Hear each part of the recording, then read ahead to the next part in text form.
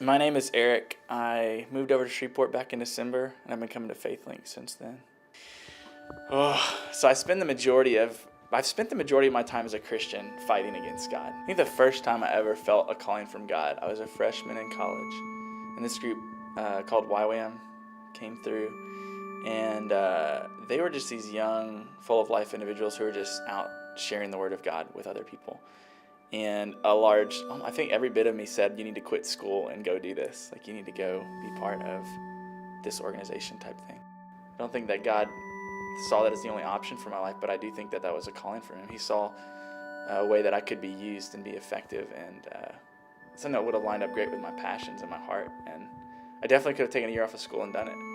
Looking back at the whole thing, it would have been a great experience. But at the time, just was being very practical with everything and didn't do it. Some people, they walk very easily into where God calls them to be.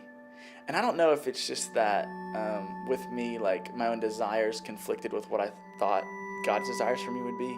But the reality of it is I wasn't trusting him. I wasn't really willing to say, I believe who you are. And that means you're in charge, that you love me more than I love myself or anybody else, and that you have what's best. And it's going to be great, not just for me, but for everyone else, because it's going to be you guiding me and you leading me and you teaching me how to love and all of those things. I feel like I'm just now getting to the point where I'm starting to understand or believe with enough belief that action takes place to where I actually trust him to say, okay.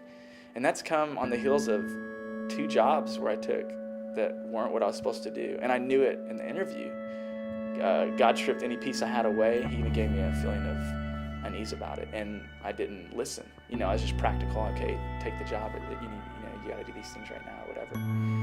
And led me to a place of being miserable. And when I got out of that, I felt God in the same spot, like I was telling you earlier, how he calls us to these places and he waits for us sometimes to come. And it was just like, hey, I'm still here.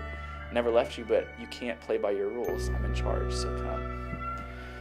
Regret's something that I deal with.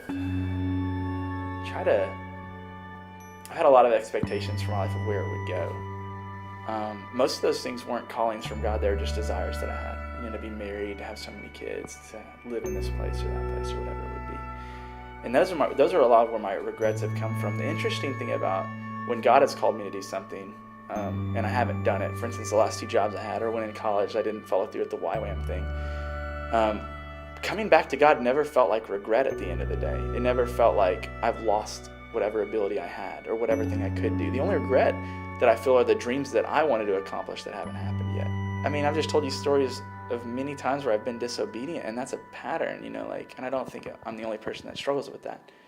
The whole lyric of that song, prone to wander, prone to leave the God I love, like, that's something that I struggle with. And the scariest thing to me right now out of what's going on is I'm operating on faith. I don't have any plans or knowledge of what's happening, but I feel like God is leading me. And if I turn my back on God, then I'm not going to have anything.